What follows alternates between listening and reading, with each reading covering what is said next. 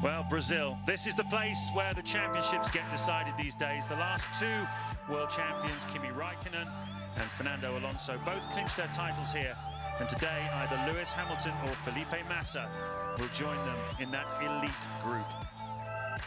Felipe Massa, Timo, Glock, this could get emotional. We're going to talk about one of the most iconic and memorable moments in the history of Formula One, the 2008 Brazilian Grand Prix. You start, Felipe. You were on pole position that day in front of your adoring home crowd. Yeah, it was definitely the most incredible race in a way that you are fighting for the championship. I was there in the grid, I remember so well. I have all of the fans trying to give a lot of support. You could see Felipe had a clear body language. He wanted to win this race. He had a clear target. And you could see on Lewis's side, he was a bit more nervous, because he had more to lose. You needed to win, and then on lap 63, you've dominated the day. It starts to rain a little bit. So you stopped on lap 67 of 71. You rolled the dice differently at Toyota, both for you and Jarno Trulli. Yeah. Decided not to stop. We take the gamble.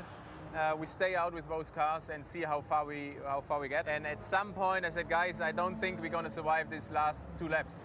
Anyway, there is no chance to come in anymore because there was already the whole preparation going on for the ceremony, for the podium. So the pit lane was closed effectively. Lane, everyone freaked out because he was actually at that moment, he was, world champion, And they said, you cannot come in, the pit lane is blocked, you need to stay out.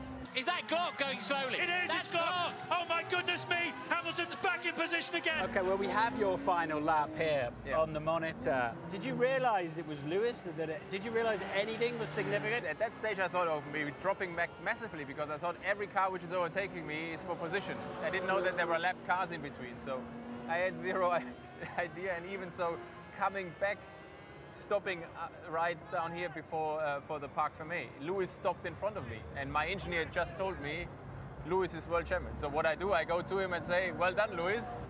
It's incredible to see that because I never saw it. Really? You never saw the onboard? I never saw the onboard of his whole last lap. I think it's a very important thing to say that I never thought he did anything by purpose. In the end, it was beneficial for your race, but tell us about the 20, 30 seconds where, did you believe you were world champion or were you still waiting? Even when I crossed the checkered finish line, I was celebrating, but I was not celebrating like a champion. I was celebrating like a victory, maybe yes, maybe yes, maybe yes, something like that. And we wait now to find out who will be the world champion of 2008. We had the heartbreaking sight of watching your lovely dad and members of your family celebrating the World Championship. I struggled to watch that even now, 13 years later. It must be hard for you. That was the hardest thing I watched after. It was good that also before the podium I didn't see that, It was good that I won the race because the victory helps a lot for me to really, I did my best.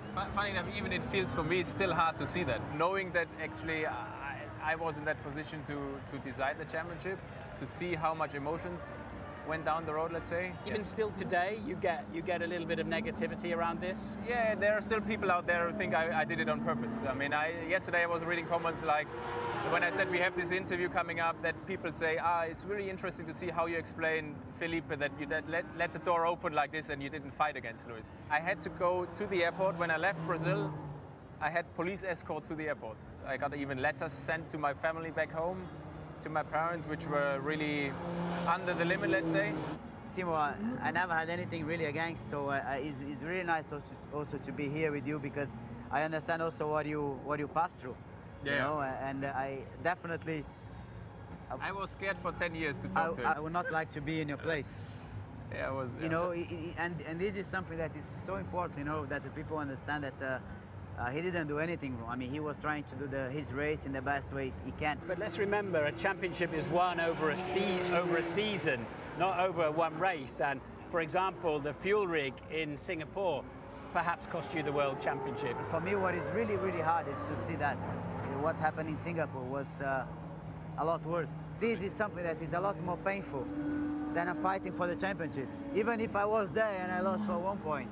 But let's talk about this lovely man, the humility and the style with which he manage himself on the day. Walk up to the podium and being that strong in that moment, I think there are not many drivers out there who would react like he did, and that's was quite impressive. The only thing I can say is that I'm really, really proud for everything that I passed through, and also the most important thing that I should do also is to say that, I mean, these guys, you know, Thank you, man. That feels good to me. You did your best, and you know, it's also nice to be here to give you a nice hug, because you know, Thanks a lot. That's a wrap, nothing more needed. It's a nice moment. You get the impression, finally, maybe a little bit of closure on Felipe Massa's part. The reason that came about, Timo was telling this, we were in a bus on the airport coming out of Mexico. He said that in the Mexican paddock, Felipe Massa walked past and said hello, and Timo had to look behind him because he didn't think that he was speaking to him, because they'd not exchanged a word since then. I think Felipe had obviously taken it quite hard. You can understand why, but at last,